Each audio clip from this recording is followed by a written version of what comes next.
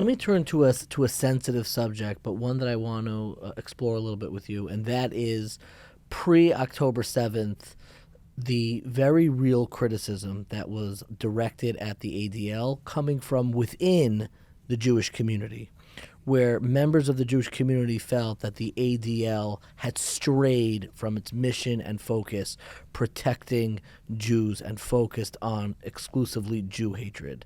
Now, on the flip side, the ADL has really grown in its influence and its magnitude, and you understand that.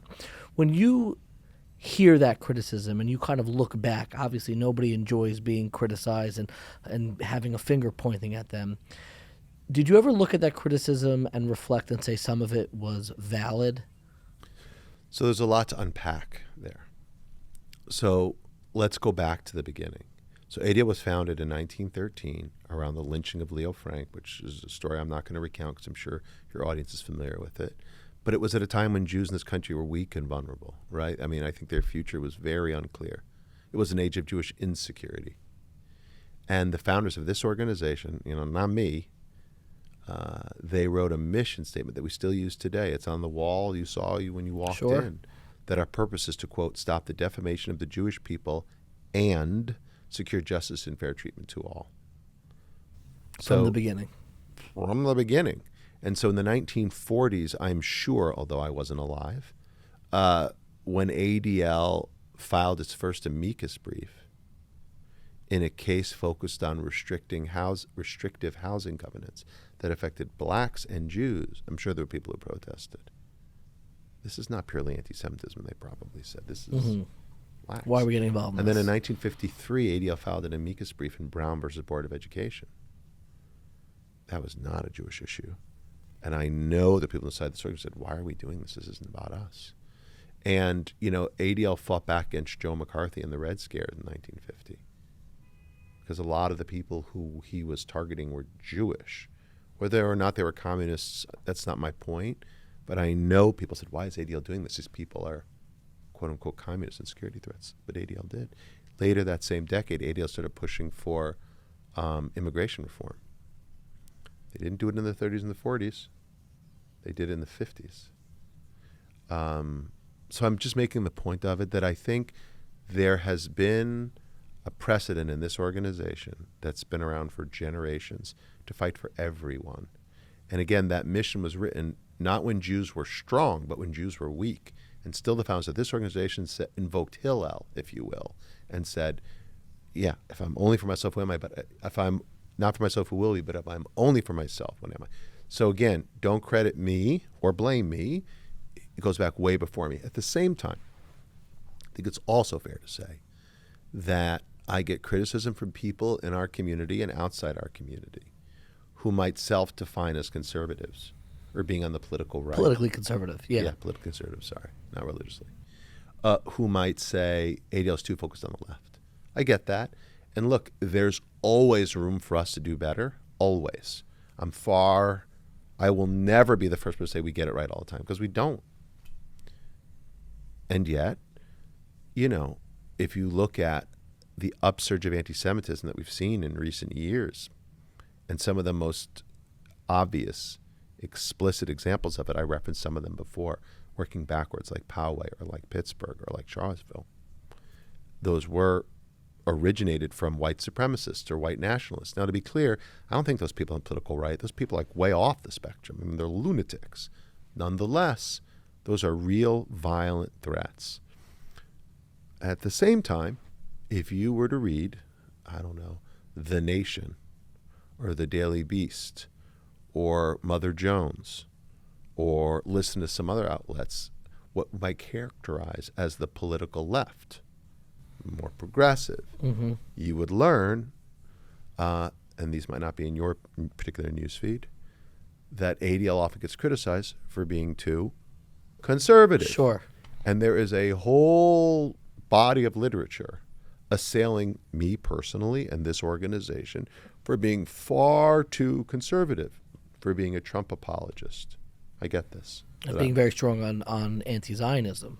All of it. So I do think there's that expression, how you see the world depends on where you sit. And in a world in which our news is delivered to us algorithmically, like selected Yeah. for us without us even choosing. I do think that there's criticism from the right and there's criticism from the left. And I think our job at ADL, though, is not to play for the red team or the blue team. Our job is to call balls and strikes. Have you ever read a piece that was directed at the ADL or you with criticism and said, you know what?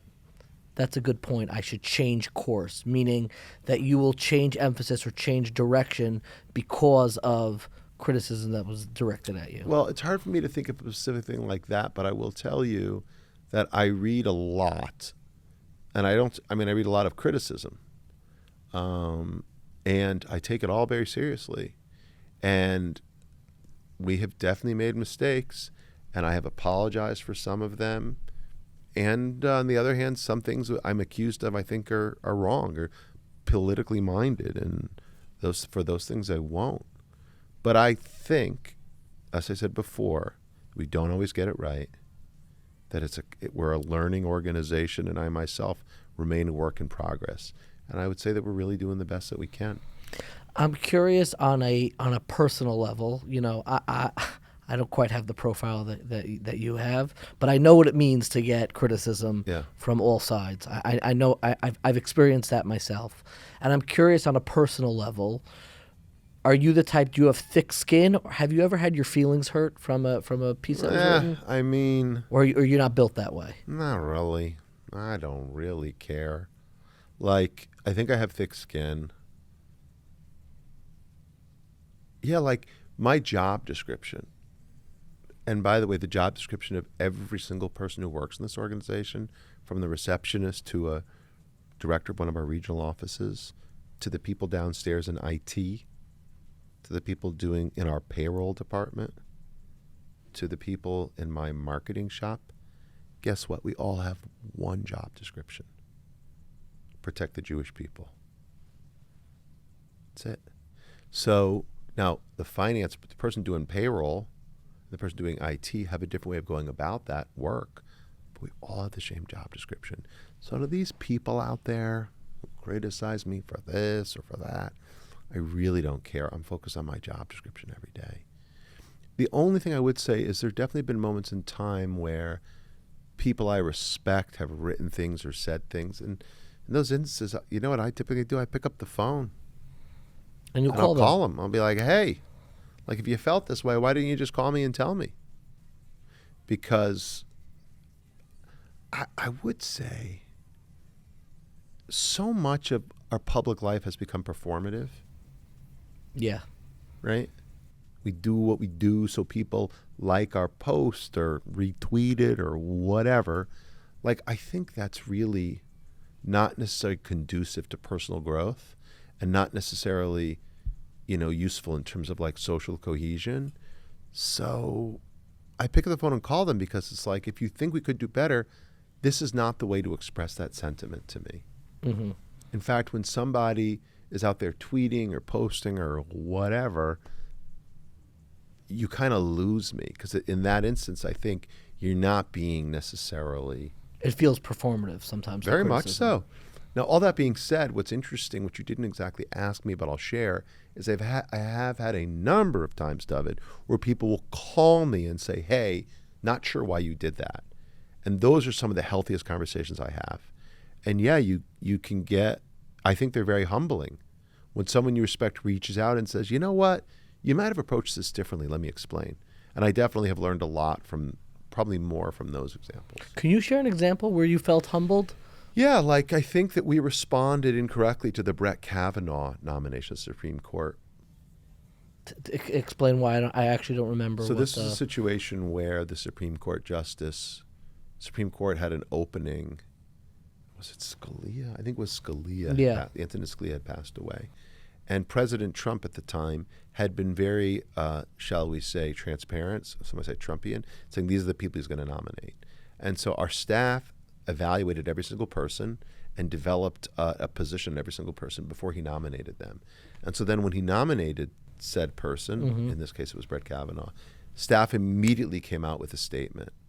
And to be honest, it went out without me kind of eyeballing it and approving it. And by the way, we're a large organization. Things happen very quickly, and we don't always. but we really messed up. Like And you got a call from somebody saying, somebody I respect who said, hey, I worked with him in the Bush White House. I think he was in the White House counsel's office. And I felt, I made a mistake. I should not have let that happen. And I learned from that. And we put in new practice and procedures for things like nominations. So it will never happen again. Now, look, it may be such that on particular issues we weren't eye to eye, but that's different. Like ADL should not have been among the first organizations to weigh in or... Yeah, I mean, it's not our issue. It's not our lane. So I learned from that. And I think we've done better as a result.